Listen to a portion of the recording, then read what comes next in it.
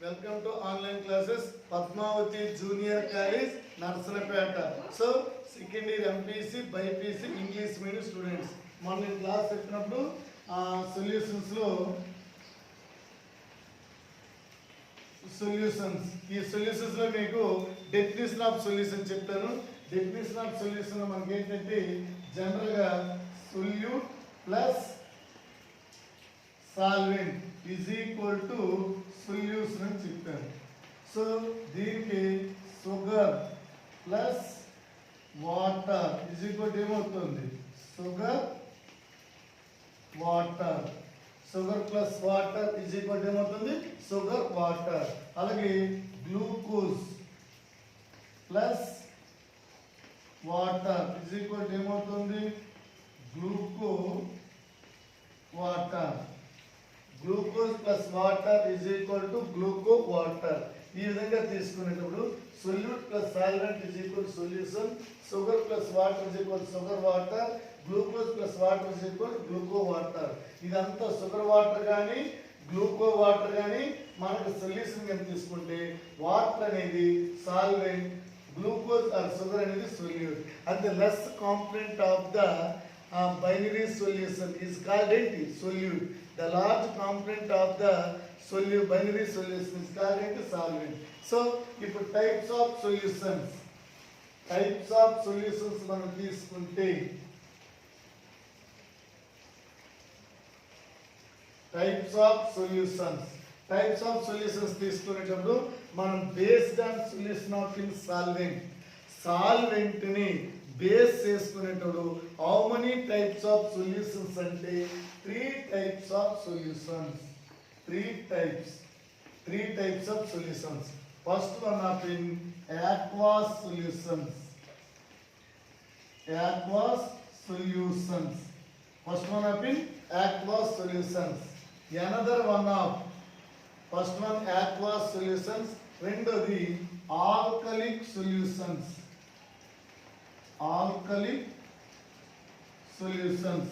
Third one of in non-aqueous solutions.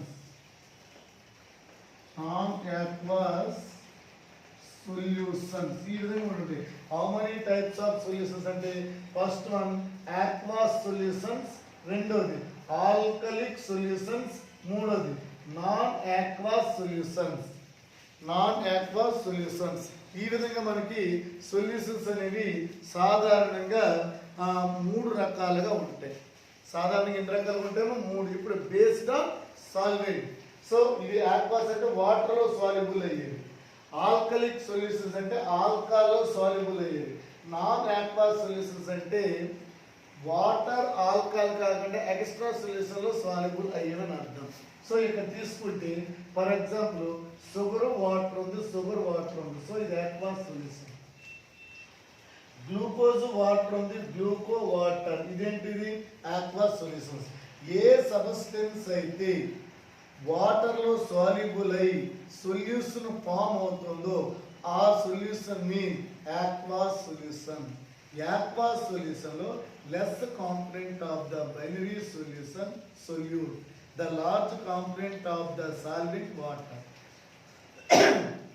ఈ విధంగా water ఉంటుంది. సో ఇది aqueous. మరి ఆల్కలిక్ సొల్యూషన్ మీన్స్ ఆల్కహాల్లో సాల్యుబుల్ అయినటువంటి సొల్యూషన్స్ అన్నింటిని ఏమంటామంటే ఆల్కలిక్ సొల్యూషన్స్ అంటాం. అంటే ఇక్కడ సాల్వెంట్ అనేది ఖచ్చితంగా ఎగ్జాక్ట్ ఆల్కహాల్ కావాలి. సబ్స్టెన్స్ ఏదైనా అది ఆల్కహాల్లో సాల్యుబుల్ అయితే ఆ సొల్యూషన్ ఏమంటామంటే ఆల్కలిక్ సొల్యూషన్ అంటాం. ఫర్ ఎగ్జాంపుల్ ఒక ఆల్కహాల్ తీసుకుంటే ఇథైల్ ఆల్కహాల్ ఉంది. 80% ఇథైల్ ఆల్కహాల్లో 20% వాటర్ యాడ్ చేశారు. మీకు 100% ఒక సొల్యూషన్ అనేది మీ దగ్గర ఉంది. ఇందులో 80% 20% ఏంటిది? వాటర్. 80% ఏంటి? ఆల్కహాల్. సో ఇది ఇప్పుడు ఆల్కలిక్ సొల్యూషన్ అయింది. సో ఇక్కడ ఆల్కహాల్ అనేది సాల్వెంట్, వాటర్ అనేది సొల్యూట్. ఇక్కడ ఈ ఆల్కహాల్లో వాటరే కాకుండా any small substance in soluble in alcohol is called alcoholic solution. ఆల్కహాల్లో ఏ సబ్స్టెన్స్ అయితే సాల్యుబుల్ అవుతుందో ఆ సబ్స్టెన్స్ ఏమంటామంటే మనం ఆల్కలిక్ సొల్యూషన్గా ట్రీట్ చేస్తాం. సో ఆల్కలిక్ సొల్యూషన్లో large component alcohol, less component soluble అయినటువంటి సబ్స్టెన్స్, ఈ విధంగా మనం ఏంటంటే ఆల్కలిక్ సొల్యూషన్గా తీసుకుంటాం. మూడోది నాన్ ఆక్వాస్ సొల్యూషన్స్. మూడోది ఏంటమ్మా? నాన్ ఆక్వాస్ సొల్యూషన్స్ అంటే జలేతర ద్రావణాలు అంటారు, నీటిలో కరగనివి. ఇవన్నీ జల ద్రావణాలు, నీటిలో కరిగినవి. ఇవన్నీ ఆల్కలిక్ సొల్యూషన్స్, ఆల్కహాల్లో సాల్యుబుల్ అయినవి అంటే ఆల్కహాల్లో కరిగినవి అంటారు. ఇవేంటంటే నాన్ ఆక్వాస్ సొల్యూషన్స్ అంటే వాటర్లో కానీ ఆల్కహాల్లో కానీ సాల్యుబుల్ కాకుండా రిమైనింగ్ అదర్ సబ్స్టెన్స్లో సాల్యుబుల్ అయినటువంటి సొల్యూషన్స్ ఏమంటామంటే నాన్ ఆక్వాస్ సొల్యూషన్స్ అంటాం. నాన్ ఆక్వాస్ సొల్యూషన్లో సాల్వెంట్ ఏముంటుందంటే మనకి ఈథర్, బెంజీన్, ఆల్డిహైడ్, కీటోన్ ఇలా ఉంటాయి అన్నమాట. మనకి ఆర్గానిక్ సాల్వెంట్స్ ఎక్కువగా ఉంటాయి. ఈ ఆర్గానిక్ సాల్వెంట్స్లో మనకి జనరల్గా ఆల్కహాల్ ఎక్సెప్ట్ రిమైనింగ్ అన్నీ కూడా కొన్ని సబ్స్టెన్స్ అనేవి వాటిలోనే సాల్యుబుల్ అవుతాయి. వాటిలో సాల్యుబుల్ అవ్వడం వల్ల వాటిని ఏమంటామంటే నాన్ ఆక్వాస్ సొల్యూషన్గా తీసుకున్నాం. ఈ విధంగా మన solutions first based on solvent 3 types. రెండోది ఏంటంటే రెండో క్లాసిఫికేషన్ ఏంటంటే సొల్యూషన్స్ని బేస్డ్ ఆన్ సొల్యూట్ తీసుకుంటాం. బేస్డ్ ఆన్ సొల్యూట్ తీసుకుంటే సొల్యూట్ తాలూకా సాల్యుబుల్ బట్టి సొల్యూషన్స్ని 3 టైప్స్గా క్లాసిఫై చేయొచ్చు.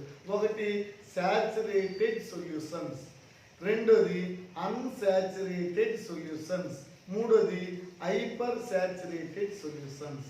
అంటే మనకు ఒక సొల్యూషన్లో ఆ సొల్యూట్ సాల్యుబుల్ అయ్యే క్వాంటిటీ బట్టి సాచురేటెడ్, అన్సాచురేటెడ్, హైపర్ సాచురేటెడ్ అనే 3 టైప్స్గా మనం క్లాసిఫై చేస్తాం.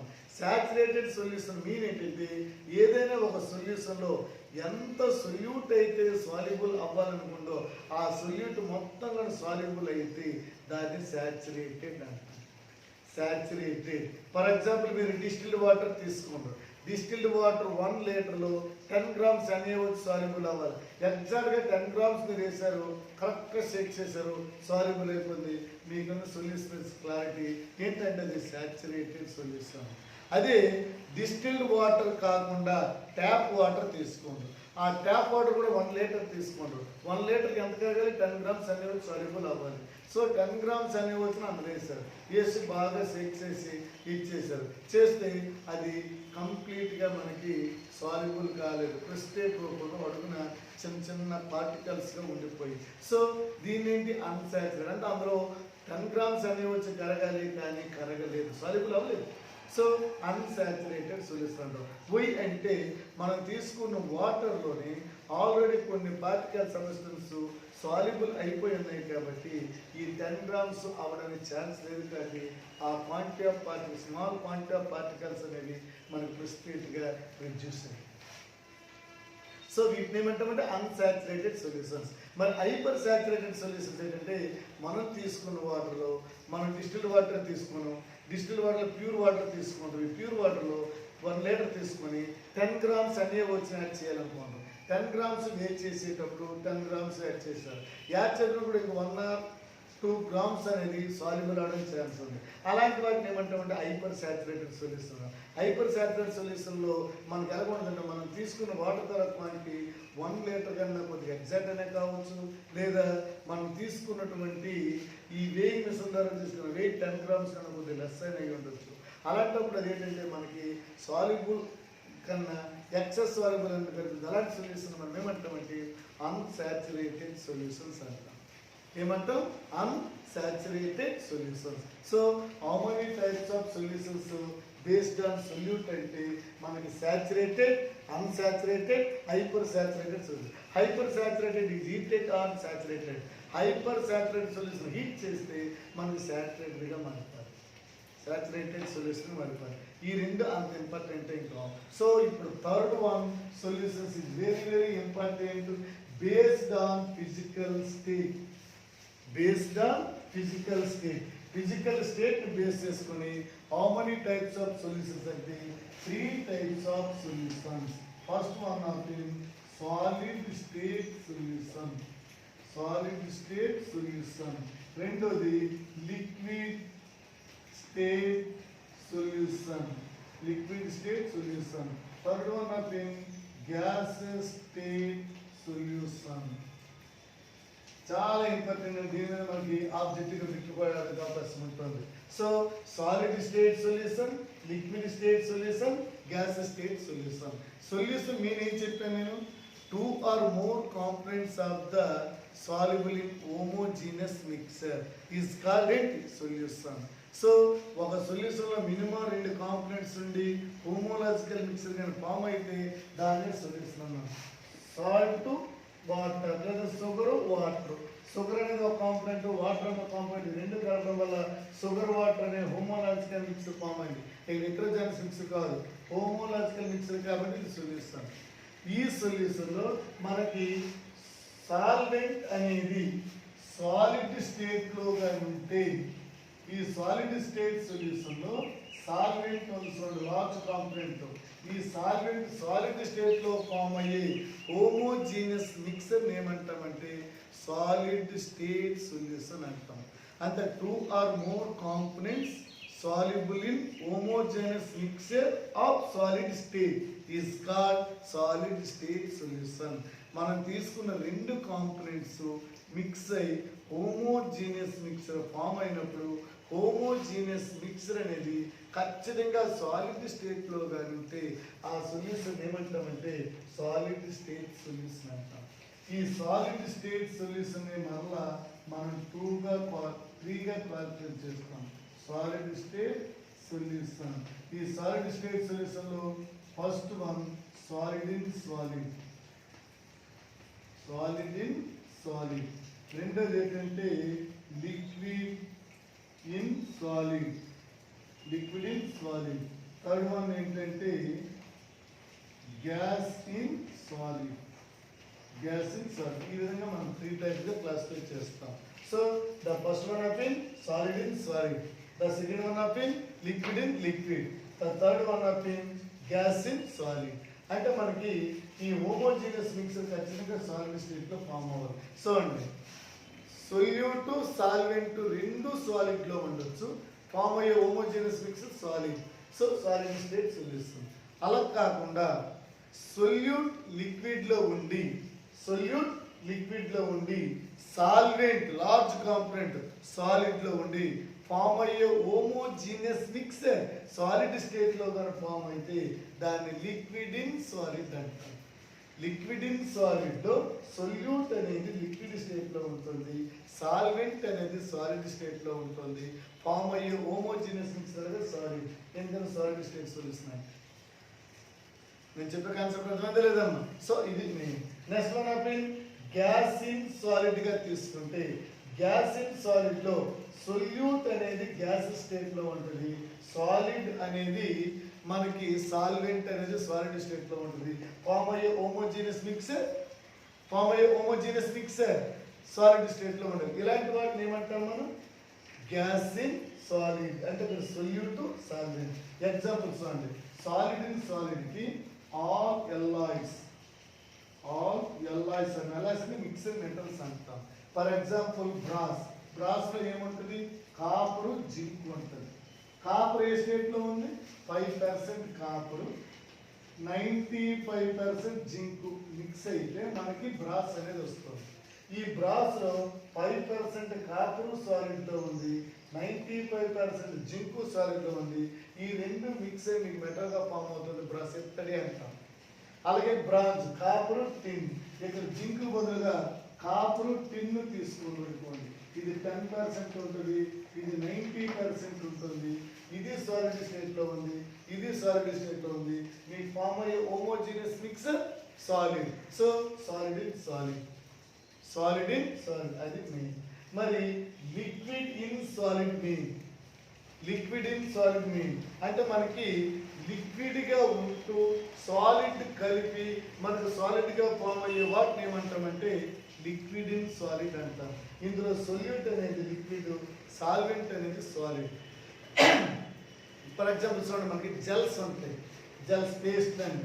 ఈ జెల్స్ అన్ని తీసుకుంటే ఈ జెల్స్ ఏది తీసుకున్నప్పుడు ఇవన్నీ కూడా మనకి లార్జ్ కాంపోనెంట్ సాలిడ్గా ఉంటుంది, ఆ లోపల లిక్విడ్ పార్టికల్స్ ఉండి హోమోజీనియస్ మిక్స్గా ఉంటుంది.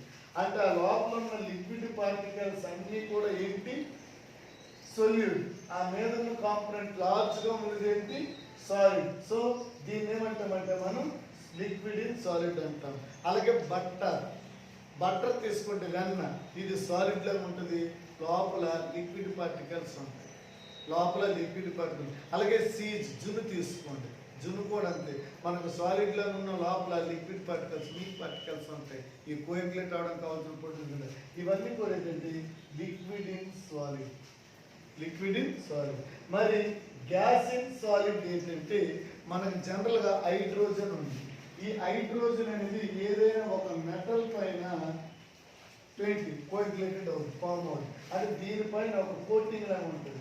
సో ప్లాటినం యాజ్ డస్టాస్ కోటింగ్ అంటాం. అంటే ప్లాటినం హైడ్రోజన్ కోటింగ్, అంటే ప్లాటినం హైడ్రోజన్ ఆక్యుపేషన్ అంటాం.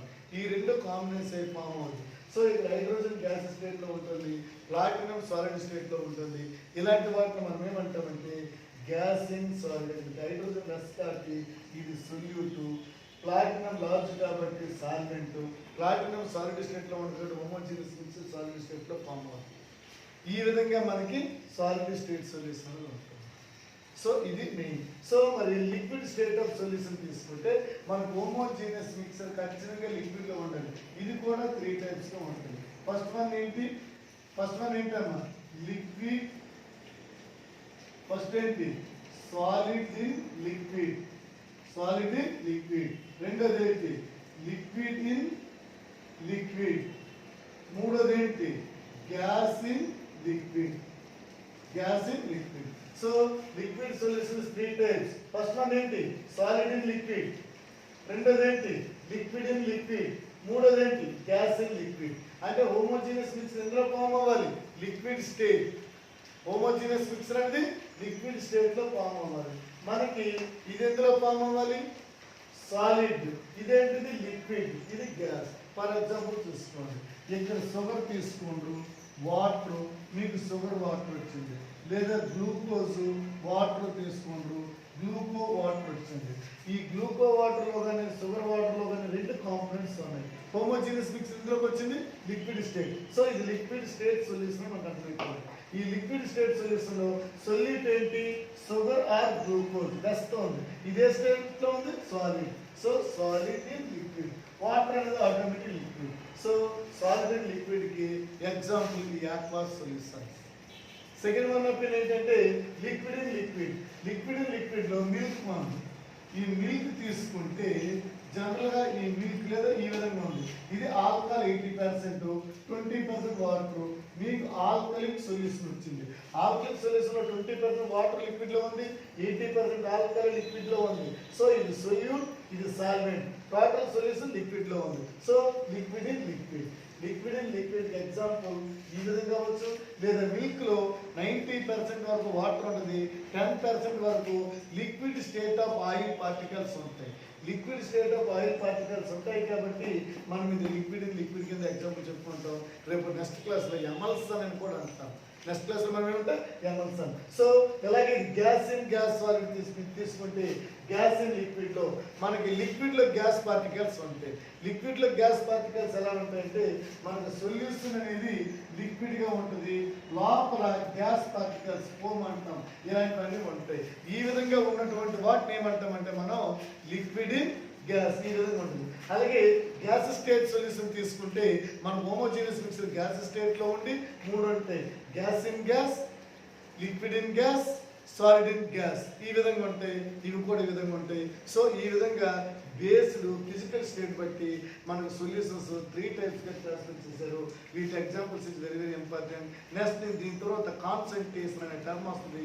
Molarity, normality, molarity, mole fraction, percentage of volume, percentage of heat, అవన్నీ కూడా చెప్తాం. Okay, thank you all.